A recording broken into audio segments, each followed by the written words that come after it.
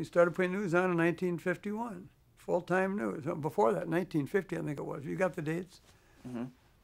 Maybe it was even 49. 10 o'clock newscast. So we had put a late newscast on right after the network. 1950. Yeah. Every night of the week, 10 o'clock, 7 days a week. So what did we do? Now, these things will seem like nothing to you. But at the time, they were very big. And it wasn't until 10 or 15 years ago that the argument stopped about, can news be profitable?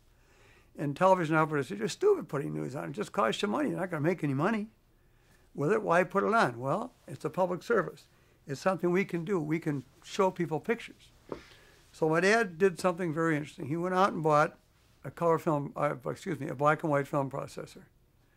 Now, we would process our own film. We could do it in about 15 minutes.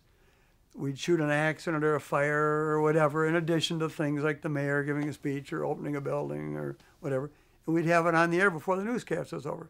Something that happened up on Snelling University Avenue at 10:05, it would be on our air before 10:30 news ended.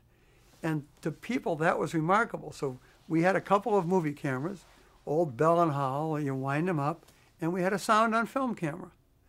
And we had speed graphics. In 1951, in April, I became a news photographer for KSTP TV News. And I had a little tunable police radio in my car, and we didn't have any two-way radio system. And I would go out and I would prowl the streets of Minneapolis and St. Paul with a couple other guys, and we listened for police calls.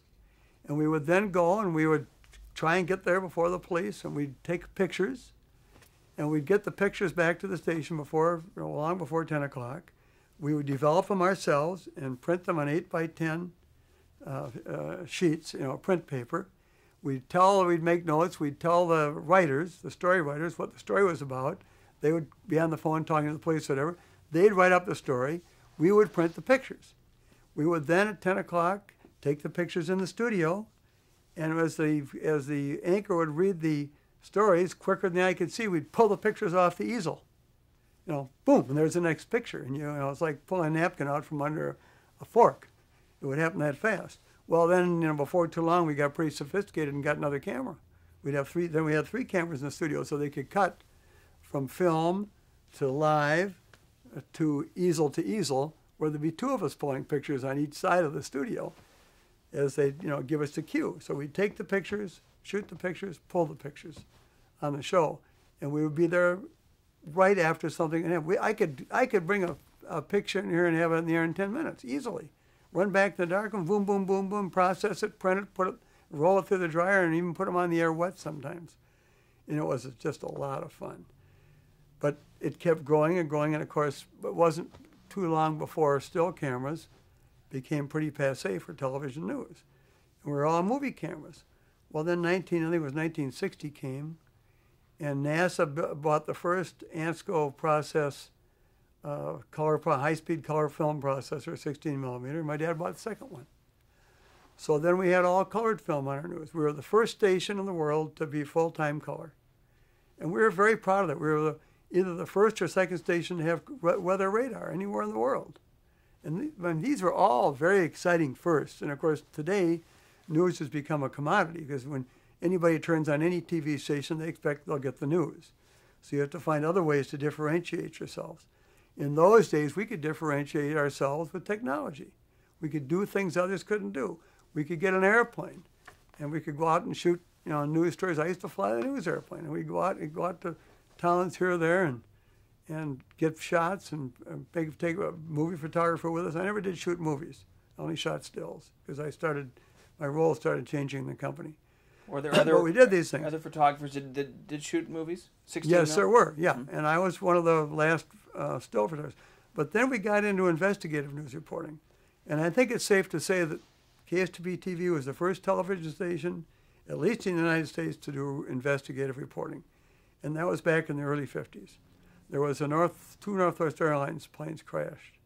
I remember my dad getting me out of bed in the middle of the night, and we went down to Fountain City, Wisconsin. There was a Martin 202 crashed.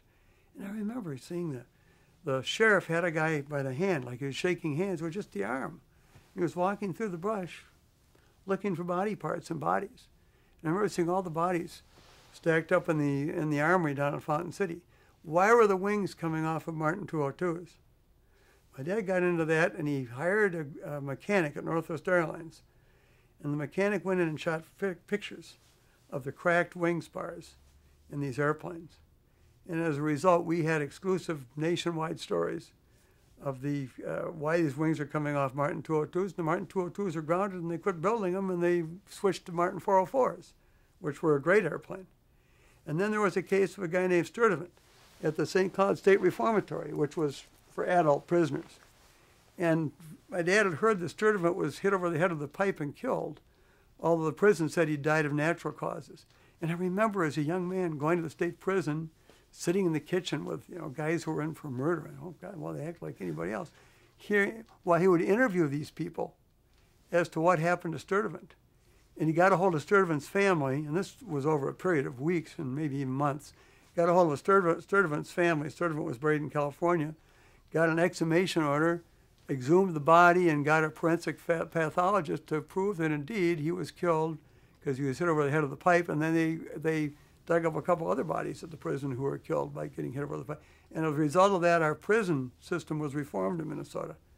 So that kind of thing didn't happen anymore. But this was really early investigative reporting. Oh, my dad was a great newsman. I wish he could be here. I mean, everything I have, I owe to him. I learned from him. He made it possible for our family to do anything we've done because he was the guy that stuck his neck out when you just couldn't get money and risked everything on building a TV station. And it worked. Thank goodness it worked.